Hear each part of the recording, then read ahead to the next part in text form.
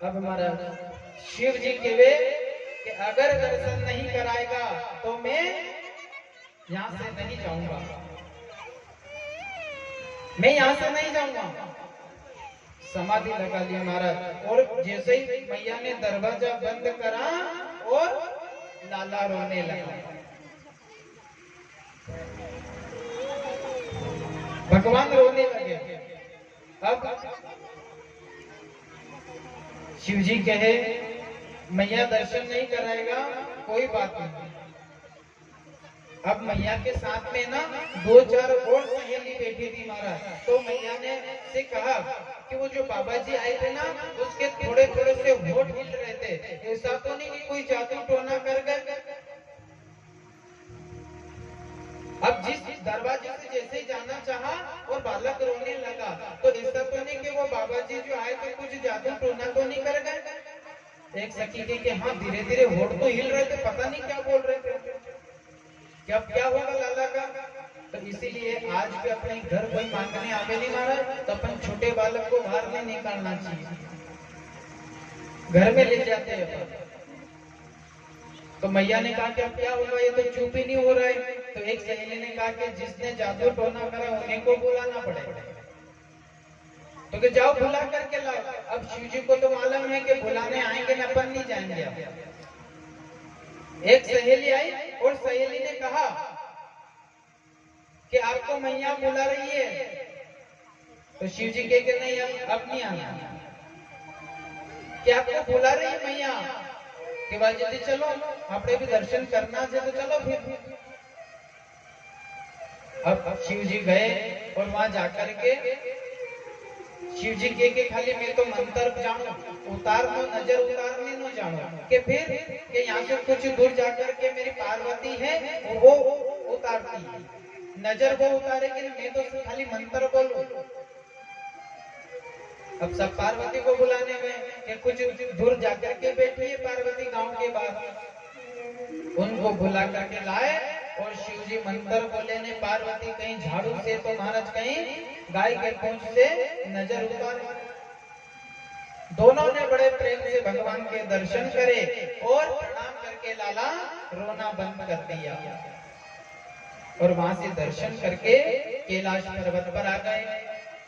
इधर कंस ने कहा कि अभी पूतना गई तो अभी तक नहीं आई, पता नहीं बालक को मार के आई थी, खुद मर गई, अभी तक पता ही नहीं। फिर एक और कोई आदेश दिया, यमराज को आदेश दिया कि जाओ पूतना अभी तक नहीं आई है और गोकुल में जाकर के देखो उस बालक मरा के नहीं मरा, नहीं मरा हो तो तुम मार करके आ जाना। अब महाराज लाला पालने में सोया, लाला पालने में सोया, मैया काम में व्यस्त थी। तो यमलार्जुन आया और उस लाले को अपने कंधे पर बिठा करके आकाश में ले गया महाराज। अब आकाश में ले गया तो भगवान ने कहा कि ये ऐसे नहीं छोड़ेगा। तो छोटे से बालक जो लाला था ना, उसने इतना विकराल रूप बनाया कि वो यमलार्जुन ना भगवान का वजन नहीं झेल पाया और वही ऊपर से गिर करके अपना प्राण दे दिया। यमलार्जुन को भगवान ने मार दिया और उसके बाद अगासुर नाम का राक्षस पुनः आया और भगवान ने उनके भी प्राण ले लिए। अब नंद बाबा के लाला 6 महीने का हो गया है, अब इसका नामकरण तो करवाओ। पूछे तो सही के सब अच्छा समय पे इसका जन्म हुआ है, क्या नाम रखें? ने आपने यहाँ तो नहीं अस्पताल में जन्म हो जाए ना, दूसरे दिन पंडित जी घर पहुंच जाए। बालक होने के बाद कम से कम 3 दिन के बाद नामकरण करना चाहिए। कितने दिन तक? 3 दिन तक। अब वही भक्त वत्सल करुणानंद बाबा ने कहा कि अपने कुल गुरु है उनको बुला करके ले आए। उनके कुल गुरु आए और आकर के उनका नंद बाबा से कहने लगे कि नंद बाबा, मैं आप इस बालक का नामकरण नहीं कर सकता। कि क्यों?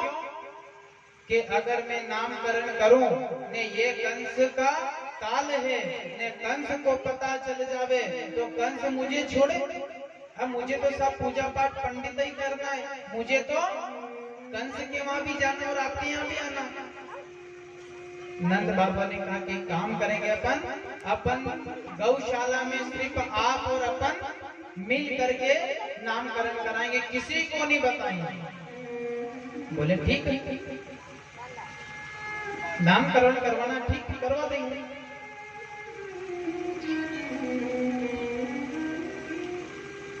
बोले नामकरण करना है? बोले कि हाँ। बोले कि ठीक है। गौशाला में जाकर के अब इधर मैया की गोद में लाला और उसकी सहेली की गोद में भगवान बलराम। अब ये बलराम जो है ना, ये लक्ष्मण का रूप है। लक्ष्मण जी जो शेषनाग बन करके लिया था ना, लक्ष्मण जो अपने लक्ष्य पे रहे, उसी प्रकार ये बलराम भैया आपके बड़ा भाई बना है। क्योंकि लक्ष्मण ने कह दिया था कि भैया आप बड़े हो राम जी और मैं छोटा भाई लक्ष्मण, आपका कहना मैंने बहुत करा है, अब बहुत काम कर लिया है, लेकिन जब अगला जन्म लोगे ना तो उसमें बड़ा मैं बनूंगा और छोटा आप बनना। बोले कि ठीक है। तो वही लक्ष्मण का दूसरा अवतार बलराम बड़ा भाई बना और राम जी ने दूसरा जन्म वही द्वापर में आकर के भगवान द्वारिकाधीश का रूप लिया हमारा। अब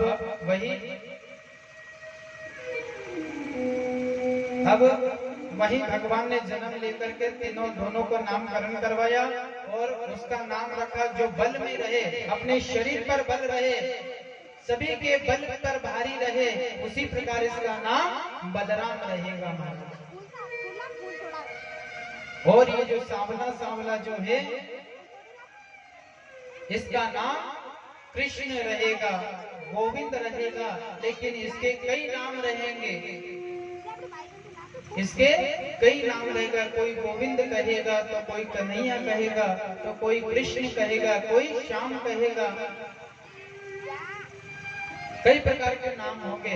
वही नाम संस्कार करके गुरु जी अपने घर आकर के लाला कुछ और बड़ा हुआ।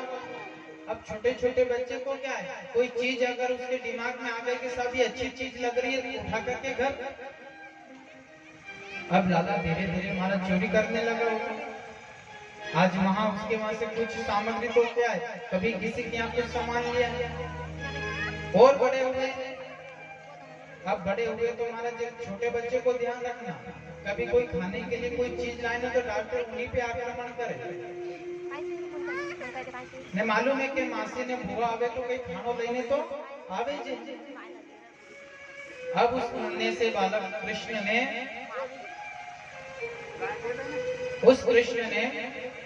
गोपियों के घर जाकर के माखन चुराने लगे।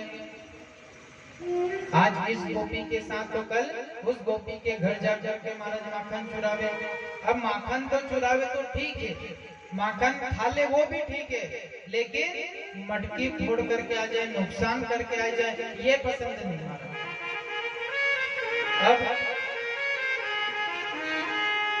अब गोपियां परेशान हो गई, मैया के पास गए। मैया तेरा लाला छोटे उम्र में ही चोरी करना चालू कर दिया, हमारे घर माखन और चोरी करे महाराज मटकी फोड़ के आ जाए। कई रोज की शिकायत सुन सुन करके मैया परेशान हो गई। अब एक दिन क्या हुआ, सारी सहेली को बुला करके अपने आंगन में लाला को खड़ा कर दिया और लाला से कहे बताओ गोपियां तुम्हारे घर कितनी मटकी फोड़ी। लाला को समझा कि अपने यहाँ कोई माखन की कमी है क्या, जितना माखन खाना यहाँ खा ले। तो भगवान के घर का माखन अच्छा नहीं लगे, ने जो चोरी करके खाओ उसका तो कुछ आनंद ही अलग रहता है। मैया की कि ये नहीं सुधरेगा। सारी गोपियां इकट्ठी होकर के मैया समझा रही है और उस लाला को डांट रही है महाराज। अब बताओ उसके भी मैया के कितने भाग अच्छे हैं, भगवान को डांट रही महाराज। ये सब कौन सा पुण्य किया था उन्होंने, लाला को डांट रही है और कह रही है लाला तू इधर आ, मैं तेरी आरती उतारती हूँ। आपने यहाँ भी कोई मेहमान आवे नहीं, छोरो अगर मस्ती करे तो अपन कहीं का इनके जावा दे फिर थारी आरती उतारूंगा। अब मैया के थारी आरती उतारनी पड़ेगा। अब मैया ने बुआरा लिया ने भगवान को मारने दौड़ी। अब भगवान मैया के हाथ नहीं लगे, महाराज उस आंगन में घूमते रहे और जब मारने लगी तो गोपिया कह रही कि अब नहीं सुधरेगा मैया, ये तो तुमने जन्म से बिगाड़ करके रखा है। तो मैया सभी से प्रार्थना करके कह रही है मैया से क्या के मत मार होरिया सोदा बुवारा से तन कानो बिगाड़ो बचपन से मत मारो ये सोदा बुवारा से वो तन कानो बिगाड़ो बचपन से मत मारो ये सोदा बुवारा से तन कानो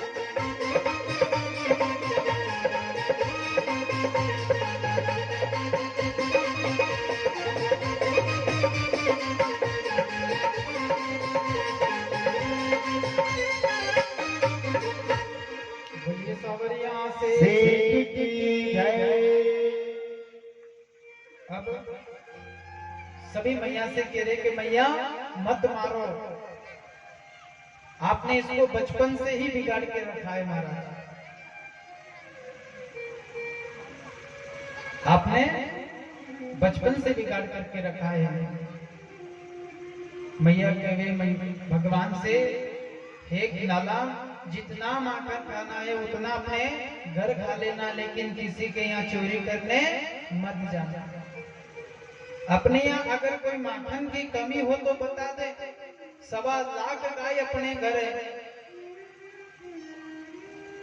जितनी मटकी फोड़ना है घर पे फोड़ ले, जितना नुकसान करना है कर ले, लेकिन दूसरे के यहाँ मत करना। अब कोई माने, एक बार कोई आदत पड़ जाए तो कोई माने महाराज, कोई नहीं माने। अब लाला को तो वही अपने गांव में से महाराज श्रीधामा तनसुका आपस में महाराज टोली बना ली, 4-5 जनों की आपस में कह के आज उसकी उस गुजरी के वहां जाकर के माखन चुराएंगे, कल वहां जाएंगे।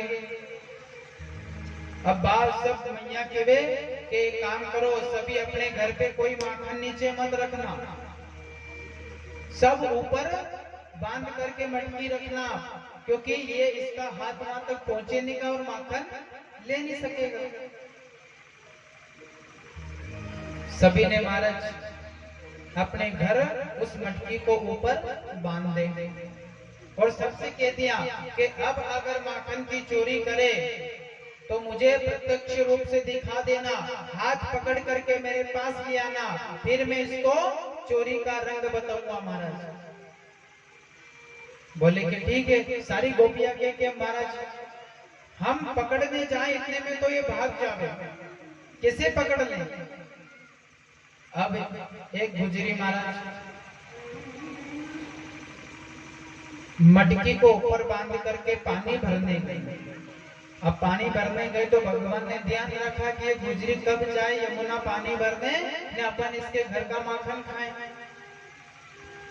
गुजरी महाराज घर से निकले और कुछ दूर गई और भगवान उसके घर में जाकर के सभी आपस में माखन देखा तो मटकी नजर नहीं आई। ऊपर देखा तो मटकी लगी। अब प्याला के क्या कैसे उतारे? अपन तो सब छोटे छोटे। बोले कि एक काम हो सकता है कि क्या कि एक के ऊपर एक चढ़ करके ने मटकी उतार रहा। अब एक के ऊपर एक महाराज चढ़ करके मटकी तक पहुंच गए और माखन खा करके फिर चले गए। फिर गई गुजरी मैया के पास और मैया से कहा कि मैया आपने जो बताया था ना कि मटकी ऊपर टांग देना, वहां भी जाकर के माखन खा लिया। अब कोई रास्ता ही नहीं महाराज, कहाँ रखा? अब रखने की तो जगह ही नहीं। तो एक काम करो आप तो कि क्या कि जो मटकी ऊपर रहने वहां पे एक घंटी व्यवहार ने, जैसे ही माखन खाने जाए ना घंटी बाजी जाए, उस मटकी को हाथ लगाए और घंटी बज जाए। उस गुजरी ने वैसा ही करा। मटकी के वहां एक घंटी लगा। अब जैसे उस मटकी का ढक्कन खोलेंगे वो घंटी बज जाए। अब गुजरी कहे कि आज मैं ध्यान रखूंगा, आज देखा कैसे आए मेरे घर। तो गुजरी पानी भरने का बहाना गई और इधर ठाकुर जी उसके घर में चले गए और वही एक के ऊपर एक चले गए और मटकी तक पहुंच गए। अब वहां जाकर के देखा भगवान ने तो घंटी, अब हाथ लगाए तो घंटी बज जाए ना, गुजरी आ जाए तो घंटी को बोल दिया कि तू बजे तो मारी सौगंध। अब घंटी भी मजबूर हो गई महाराज, भगवान ने सौगंध दे दी, जब कहां से बजे? बोले कि ठीक है नहीं बजूंगी। अब सबसे नीचे वाला कह रहा है कि पहले माखन मेरे पास आना चाहिए ने, मैं थोड़ा सा अगर ढीला हुआ तो सब नीचे आ जाओ। उससे ऊपर वाला कहा कि मैंने भी वजन उठा करके रखा, मुझे भी पहले माखन मिलना चाहिए। तो भगवान ने थोड़ा थोड़ा करके सबको खिला दिया ने। जैसे ही भगवान ने मुंह में माखन लेना चाहा और वो घंटी बज गई। अब भगवान कहे, उस घंटी ने कहा, द्वारिकाधीश ने कहा कि क्यों घंटी, मैंने तेरे को मेरी सौगंध दी थी ना, क्यों बजी? तो कि प्रभु आपने इनको खिलाया तो मैं नहीं बजी, लेकिन जब आपने भोग लगाया तो मुझे तो बजना अनिवार्य है, मुझे बजना तो जरूरी है। तो आज भी मंदिर में कहीं भोग लगाए तो पहले घंटी जरूर बाजे महाराज, तब जाके भगवान भोग लेते हैं। अब घंटी बजी ना, गुजरी आ गई। अब गुजरी ने जैसे देखा कि घंटी बज गई, ये चले गए अंदर। अब जैसे पकड़ने आए ना महाराज तो नीचे के तो सारे भाग गए ना, भगवान वहीं टंगे रहे। अब जाए कहां? सब नीचे से चले गए। अब मैया ने उसका हाथ पकड़ करके नीचे उतारा कि लाला आज बड़ी तेरी सेवा हो। मैया ने कहा था ना कि प्रत्यक्ष रूप से मुझे दिखा देना, इसको पकड़ करके लिया ना, आज तेरी बहुत बढ़िया सेवा होगी। भगवान की गुजरी अब माफ कर दे, अब नहीं आएंगे तेरे घर के, ऐसा तो आइए नाम ही छोड़ना है तेरे को, चोरी नाम ही छोड़ना है। बोले मेरी बात मान ले, मैया मेरे को डांटेगा मारेगा है, अब नहीं आएंगे तेरे घर माखन खाने।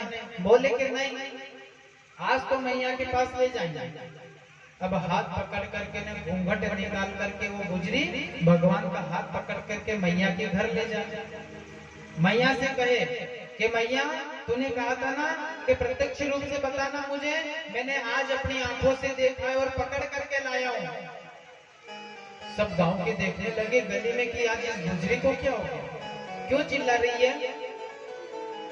तो भगवान के गुजरी मैया को बोल देना, मार खिलवा देना, लेकिन ये हाथ तो थोड़ा ढीला कर ले, हाथ दर्द हो रहा है मेरा, ये हाथ छोड़ करके नहीं ये हाथ पकड़ ले। अब उधर से क्या उस गुजरी का देवर आ रहा था महाराज, तो भगवान का जैसे ही हाथ छोड़ा और भगवान ने उसका देवर का हाथ पकड़ा था। अब पीछे देखे थोड़ी गुजरी के कौन है, खाली हाथ पकड़ के रखा उसने। ने कहे कि आज तेरी धुलाई उतारूंगा, तू रोज चोरी करता है, अब भगवान वहां से जाकर के अपने घर में जाकर के ना पालने में सो गए। अब सारे हंसने लगे कि आज इस गुजरी को हो गया कि अपने देवर को ले जा रही में बोल रही कि इसने चोरी करी ने मटकी फोड़ी। भगवान का नाम तो फोकट में ही आ रहा है, मतलब यही चोरी करता होगा पूरे गांव में। अब जैसे ही मैया के घर गए और मैया को आवाज लगाई कि मैया देख, आज मैं तेरे लाला को लेकर के आई हूँ, मैंने अपनी आंख से देखा, चोरी करते हुए देखा। मैया ने देखा कि देखे तो सही, बाहर के कौन चिल्ला रहा है। देखा तो महाराज गुजरी ने, पीछे उसका देवर। अब बोले हाँ ये भी लाला मेरा ही है, लेकिन इसने किया क्या? बोले कि इसने आज मेरे घर में चोरी करी और मटकी फोड़ी, तेरा ही लाला है। बोले मेरा लाला तो अंदर सोया है। बोले तेरा लाला अंदर सोया तो बुला। अब पीछे नहीं देखे गुजरी के कौन आया महाराज। बोले तेरा लाला है तो फिर बुला उसको बाहर। भगवान का आवाज लगे कृष्ण थोड़ा बाहर आना, तो लाला आंख मसलते हुए बाहर आ गए। अब गुजरी सोचे कि जब लाला यहाँ तो मैं किसको लाई पकड़ करके। अब देखिए तो महाराज अपना देवर, पूरे गांव के हंस रहे, अपना देवर को लिया ही वो।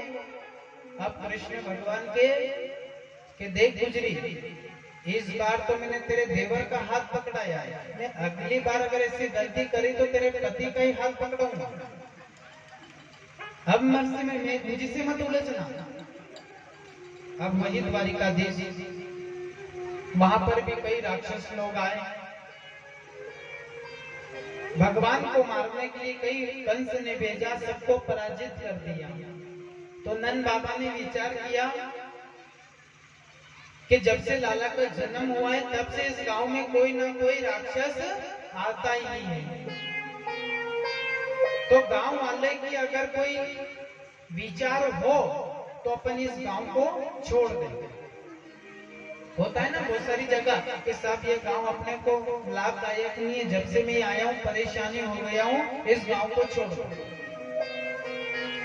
अगर पूरे गांव में अगर एक घर से अगर कोई परेशानी हो तो उस घर को गांव से निकाल देना चाहिए।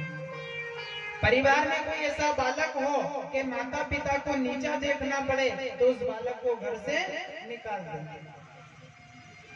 अब भगवान कभी नंद बाबा ने विचार करा कि अपन एक काम करें, इस गांव को छोड़ दो। सबने विचार करा कि ठीक है। बोले कहाँ रहेंगे? कि गोकुल के पास में एक तुलसी का वन है।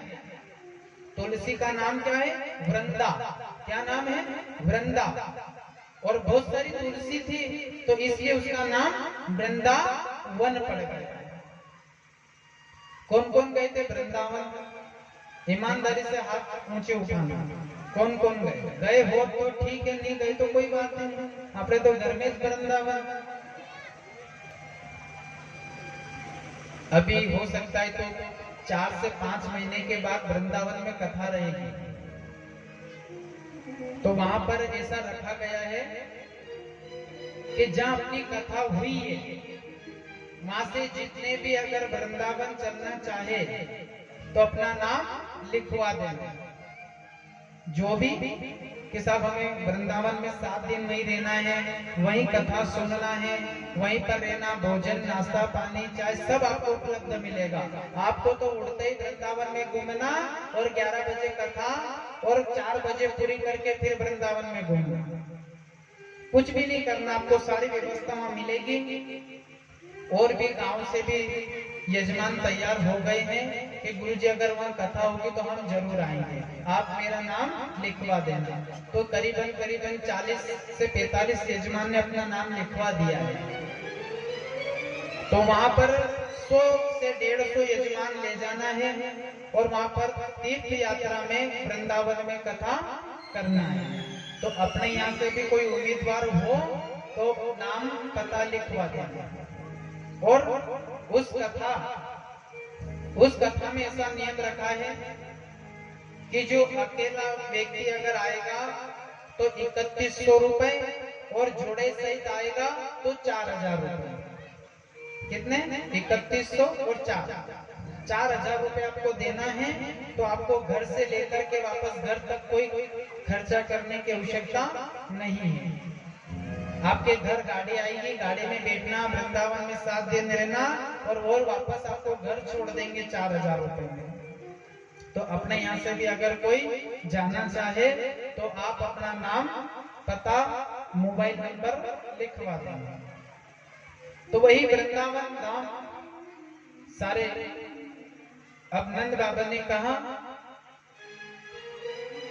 क्या कहा नंद बाबा ने कि अपन वृंदावन चलते हैं। बोले कि ठीक है।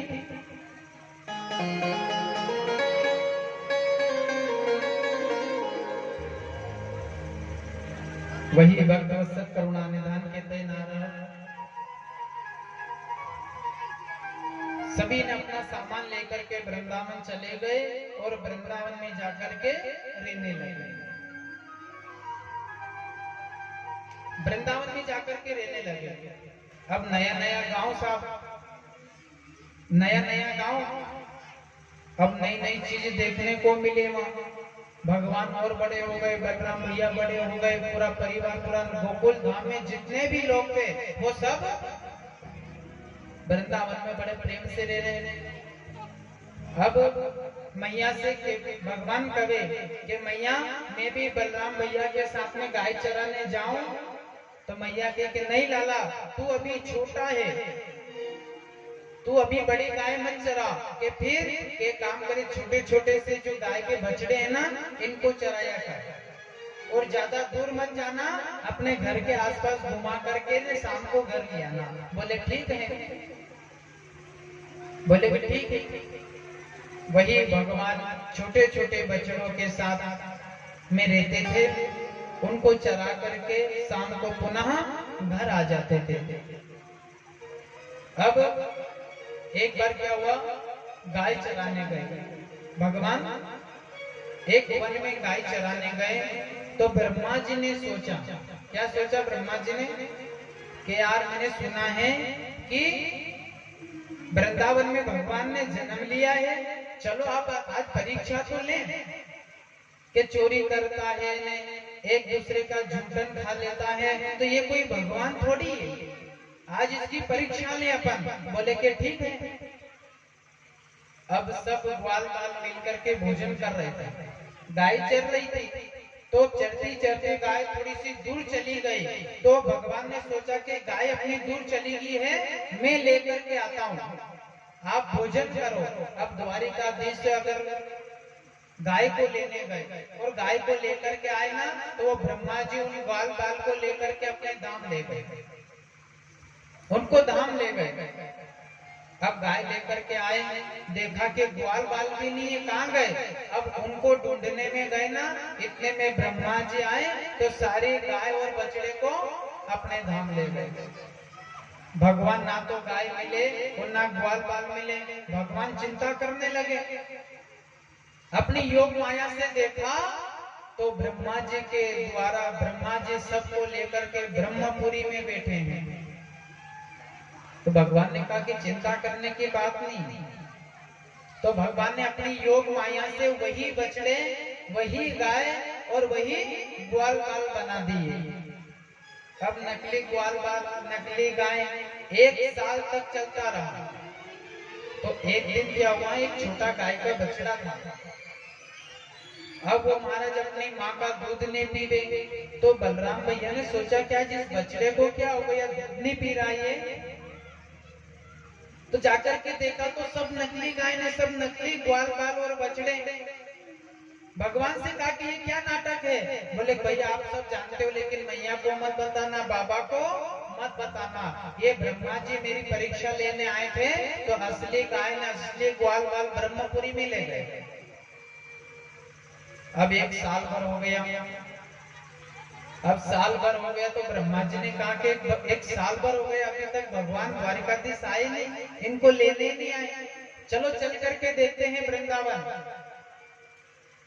वृंदावन जाकर के देखते हैं।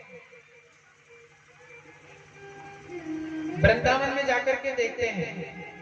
अब इधर ब्रह्मा जी वृंदावन आवे ने वृंदावन से द्वारिकाधीश ब्रह्मा को रूप बने ने ब्रह्मपुरी में चली गई। अब उनके जो मंत्री खड़े थे ना, उनको बोल दिया भगवान ने कि देखना रे यहाँ पे बहुत सारे नकली ब्रह्मा बन के घूम रहे हैं। क्या कहा कि इस दुनिया में ब्रह्मा का रूप बना करके बहुत सारे नकली घूम रहे हैं, किसी को अंदर मत आने देना। अब ठाकुर जी ब्रह्मा को रूप बने ने अंदर बैठी गया ने असली ब्रह्मा वृंदावन घूमवाने आया, देखवाने आया, कोई नहीं मिला। तो अपने वापस ब्रह्मपुरी में जाकर के देखा तो मंत्री ने रोक दिया कि आप अंदर नहीं जा सकते हो। अब ब्रह्मा के आज इन्होंने क्या भांग छान ली कि गांजा पी लिया, क्या करा इन्होंने आज, मुझे नहीं पहचान रहे हो। तो मंत्री कह रहे कि तुम्हारे जैसे नकली ब्रह्मा बहुत देखे हैं। बोले कि नकली ब्रह्मा में, बोले कि हाँ, तो फिर असली कौन है? कि असली तो अंदर बैठे हैं। ब्रह्मा जी ने विचार करा कि अंदर जाके ब्रह्मा कौन बैठ गए। तो ब्रह्मा जी ने आंखें बंद करके देखा ना, तो अंदर तो द्वारिकाधीश बैठा हुआ। तो ब्रह्मा जी कहे कि मैं नकली ब्रह्मा ही सही, लेकिन असली ब्रह्मा से कह दो कि नकली ब्रह्मा मिलना चाह रहा आपसे, एक बार मिला दो मुझे उनसे। मंत्री गए और द्वारिकाधीश से कहा कि ब्रह्मा जी कोई नकली ब्रह्मा आया है आपसे मिलने। तो भगवान ने आके क्या आने दो, उनसे भी मिल लेंगे। आकर के ब्रह्मा जी ने देखा कि मेरे राज सिंहासन पर भगवान त्रिलोकी का नाथ भगवान ठाकुर जी बैठे हुए हैं। प्रणाम करके कहने लगे कि मुझे माफ कर देना। ब्रह्मा जी से कहे ठाकुर जी का आपसे ऐसी कोई गलती मत कर देना, ये तो कोई आने भी नहीं देगा देवलोक में। अब वहां से वो गाय बछड़ी लेकर के घर आए। अब यमुना के किनारे एक गाय ने जल पी लिया महाराज। वो गाय ने जैसे ही जल पिया और मर गई वो। अब महाराज नया नया गांव था, किसी को कुछ पता नहीं था कि इसके अंदर क्या है। सब कहने लगे कि आज गाय क्यों मर गई? बोले कि यमुना का पानी पिया था। बोले कि हाँ। तो वृंदावन के लोग ने कहा कि यमुना के अंदर कालिया नाम का एक सर्प रहता है और उस सर्प ने इस पानी में जहर मिला करके रखा। द्वारिकाधीश ने सुन लिया। अब उस नदी पे ऊपर कोई पक्षी भी उड़ के जावे नहीं महाराज तो वो मर जावे, इतना जहर फैला करके बैठा था। गरुड़ की डर से आकर के छिप करके यहाँ बैठा था। अब वही द्वारिकाधीश ने सुना कि यमुना के अंदर कालिया नाग है, इसको निकालना पड़ेगा। कैसे निकाले? तब बड़ी बड़ी गाय चराने जावे महाराज।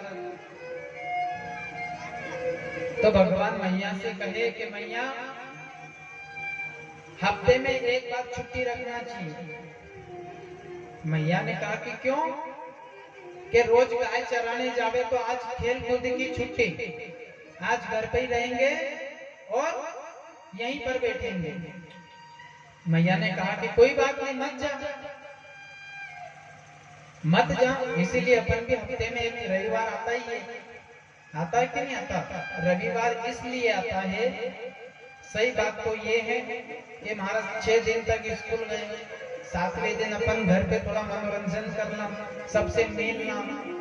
अब 6 दिन तक माँ काम करे, 6 दिन तक अपन तो स्कूल चली जावा, तैयार हो जावा, आराम से उठा स्कूल तैयार हुई स्कूल चली जावा, 4 बजे आवा ने थोड़ा बहुत काम करा के भोजन करके सो जाए। अब दिन भर का घर का कार्य तो माँ करे। तो 7वें दिन अपने को ठान लेना चाहिए कि जिस दिन स्कूल की छुट्टी होए उस दिन माँ को आराम करना है और अपने को घर का काम करना है। माँ से कह दो कि माँ तू 6 दिन तक परेशान होती है, मेरा भोजन बनाती है, पानी लाती है, घर की साफ सफाई करती है, सारी व्यवस्था देखती है। तो 6 दिन तक माँ काम करे और 7वें दिन अपने को काम करना चाहिए कि माँ तू थक जाती होगी तो आज मैं घर का सारा कार्य मैं करूंगा। पर इस तरह तो कोई केच कौन भले छुट्टी वही जाएगा नहीं तो 9 बजे उठना आराम से नाई धोई के ना मोबाइल लेने भाई जाना।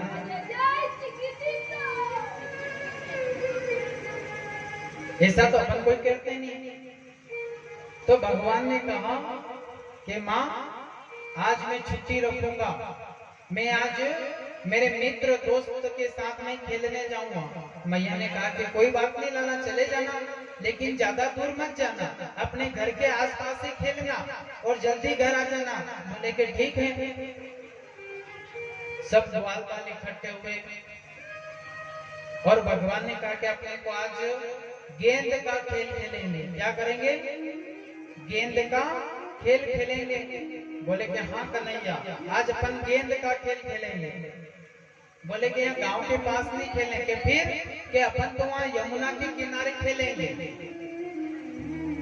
तो ग्वालवाल ने मना कर दिया कि हमारे माता पिता ने मना कर दिया है कि यमुना के पास नहीं जाना। कन्हैया वहाँ कालिया नाग रहता है, अपने को धंस लेगा वो। भगवान कहे कि अपने कोई जल में थोड़ी ना खेलेंगे, नदी के अंदर, अपन तो बाहर जो ग्राउंड है ना, जो मैदान है ना, वहां खेलेंगे। अब जैसे तैसे अपने मित्र को बिना मना करके आ गए। अब एक दूसरे को महाराज गेंद की देवे, वो उसको देने, वो फिर उसको दे, तो भगवान के हाथ में आ गई गेंद। अब भगवान ने कहा कि अब क्या करें? तो भगवान ने कहा कि काम करो, इन श्री धामा को तो नहीं मारे, नहीं ये गेंद यमुना में फेंक दे। नहीं, यमुना में गेंद लेने जाएंगे तो उस कालिया नाग को भी शिक्षा दे देंगे। अब वो गेंद यमुना में फेंक दी। अब यमुना में फेंक दी तो जिसकी गेंद थी वो रोने लगा कि कन्हैया तू मेरी गेंद ला करके दे, तूने पानी में क्यों फेंकी, मुझे तो मेरी गेंद चाहिए। तो कन्हैया ने कहा कि देख भाई, तुझे नवी ला के ले करके दे दूंगा। बोले कि नहीं, वही गेंद चाहिए मेरे को। अरे एक गेंद की वजह से मैं तुझे 2 गेंद दे दूंगा, 5 दे दूंगा। बोले कि नहीं, मुझे वही के वही गेंद चाहिए। तो कन्हैया के ठीक है, मैं भी यही चाह रहा था कि कब मुझे अवसर मिले जाने का, मैं तेरी गेंद ला करके दे दूंगा। अब भगवान गेंद लेने गए। अब गेंद ला करके एक वृक्ष के ऊपर चढ़े और वृक्ष के ऊपर चढ़ करके भगवान कूदने लगे। तो श्री दामा ने कहा कि नहीं कन्हैया, तुम मत कूदो, इसके अंदर कालिया नाग रहता है और मैया हमें डांटेगी, आप तो वापस आ जाओ, इसकी गेंद के बदले 5 गेंदें दे देंगे, आप तो लौट करके आ जाओ। तो भगवान ने कहा कि नहीं, आज मैं वही गेंद ला करके इसको दूंगा। बार बार मना करने पर भगवान ने माने और उस वृक्ष की डाल से यमुना में कूद गए। श्री दामा गया, अब मैया से कहा कि मैया, अरे ओ मैया, नंद बाबा, द्वारिकाधीश भगवान कन्हैया यमुना में कूद गया। अब जैसे ही मैया ने सुना कि कन्हैया यमुना में कूद गया तो मैया रोने लगी। महाराज ये लाला, मैंने कहा था ना कि तू अपने घर के यहीं खेलना, ज्यादा दूर मत जाना, तो फिर तू क्यों गया? अब मैया यमुना के किनारे आकर के रोने लगी। नंद बाबा पूरा गांव इकट्ठा हो गया। अब वो गेंद कहाँ जाकर के रखी? जहाँ कालिया नाग सो रहा था, और वो गेंद वहां जाकर के पड़ी। महाराज अब कालिया नाग की जो पत्नी थी वो रक्षा कर रही थी। अब द्वारिकाधीश यमुना में गए, जाकर के देखा, नाग पत्नियों ने कहा कि इतना सुंदर बालक कहां से आया, ये कौन हो? तो कन्हैया ने कहा कि मैया, मैं गेंद लेने आया हूं। तो नाग पत्नी ने कहा कि तूने मुझे मैया बोला, मुझे माँ का पद दिया है तूने, तो एक काम कर लाला, वो गेंद तो उस मेरे पति के पास रखी है, लेकिन तू यहाँ से चला जा, ये अगर जग जाएगा तो तुझे डस लेगा, तू यहाँ से चला जा। द्वारिकाधीश ने कि नहीं, मैं गेंद लेकर के ही जाऊंगा। तो वही गेंद रखी थी, तो वही द्वारिकाधीश कह रहे हैं कि मेरो को तो सा संग काली दह में मेरो पूतो सावरियो गेंद संग काली दह मेरो पूतो सावरियो गेंद संग काली दह में मेरो